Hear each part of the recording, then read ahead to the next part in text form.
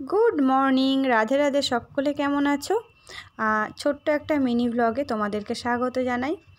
তো তোমরা আমার পাশে থেকো। তো এখন দেখো রেডি হয়ে আমরা বেরিয়ে পড়েছি, আর সার্থক ওখানে দিচ্ছে তালা, আর মাও এখানে রেডি হয়ে গেছে।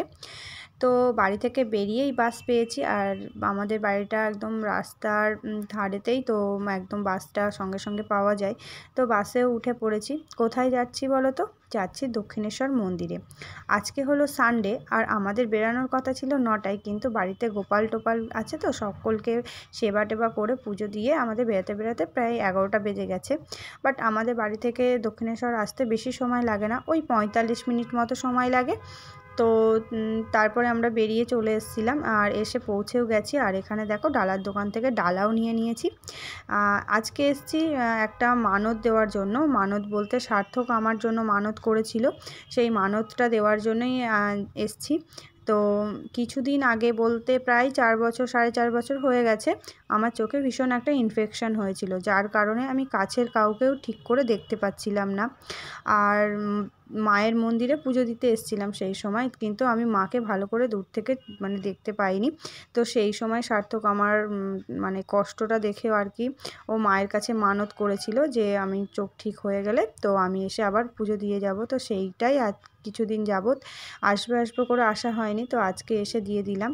আর এখানে এসে সমস্ত জুতো, ব্যাগ, ফোন জমা রাখতে হয়, সেগুলো জমা রেখে মন্দির থেকে পুজো দিয়ে আবার বেরিয়ে এসেছি, যেহেতু মন্দিরে কোনো ফোন ক্যামেরা অ্যালাউ না, তার জন্য।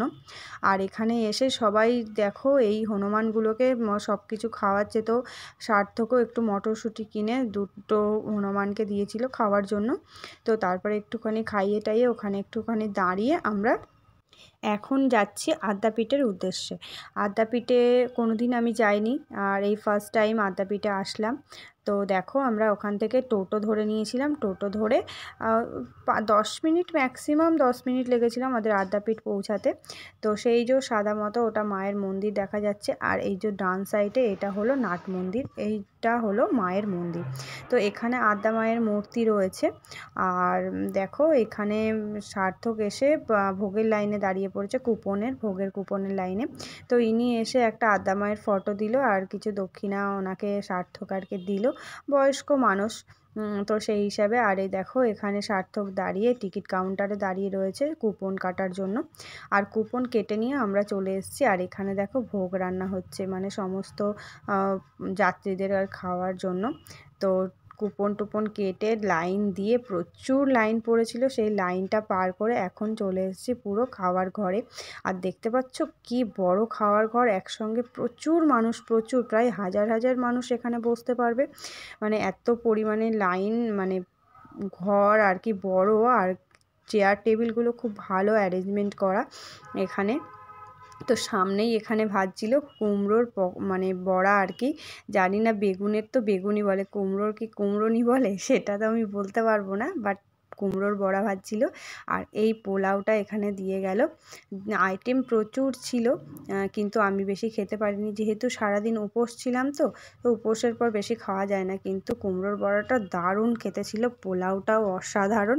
আর আমার এইটুকুনি খেয়েই পেটটা ভরে গেছিলো। তারপরে ছিল সাদা ভাত, সয়াবিন, পনির, চানা দিয়ে একটা তরকারি, তারপরে খিচুড়ি ভোগ ছিল, সমস্ত ছিল, চাটনি, পায়েস, এগুলো সমস্ত ছিল। তো সমস্ত একটু করে খাওয়া দাওয়া করে আমরা ওখান থেকে বেরিয়ে আসলাম। তো এসে পিছনে ওইটা হলো রাধাকৃষ্ণ মন্দির, আর এখানে বলছিলাম সার্থকে একটু ফটো তুলে দেওয়ার জন্য। আর এইটা হলো আদ্যা মায়ের মন্দির, যেটা আর কি নাট মন্দির থেকে দেখা যায়। তো মায়ের মন্দির এখানে 6:30টার সময় খোলে, সেই দুপুর 12টায় বন্ধ হয়ে যায়, আর 6:30, সন্ধ্যা 6:30টায় খোলে, তখন সন্ধ্যা আরতির জন্য। তো তার জন্য আমাদের আর দেখা হলো না, কিন্তু এটা হলো আদি মন্দির। এখানে মায়ের পটচিত্র আছে। তো এখান থেকে আমরা দর্শন করে আর কি এবারে বাড়ি যাওয়ার জন্য রেডি হচ্ছিলাম। তো তখনই আর কি দিদিভাই ফোন করে বলেছিল যে আদ্যাপীঠে যখন গেছো একটা আদ্যাস্তোত্রমটা নিয়ে আসার জন্য। তো তার জন্য সার্থক আর মা গেছিলো আদ্যাস্তরটা আনতে, আর আমি এখানে চেয়ারে বসেছিলাম। তো ওরা একটা নিয়ে চলে এসছে। তারপরে কিছুক্ষণ গিয়ে গঙ্গার ঘাটে আবার বসলাম দক্ষিণেশ্বরে গিয়ে। তো একটুখানি গঙ্গার উপভোগ করে বাড়ি ফিরলাম। তো ভিডিওটি ভালো লাগলে লাইক অ্যান্ড শেয়ার করে দিও। টাটা।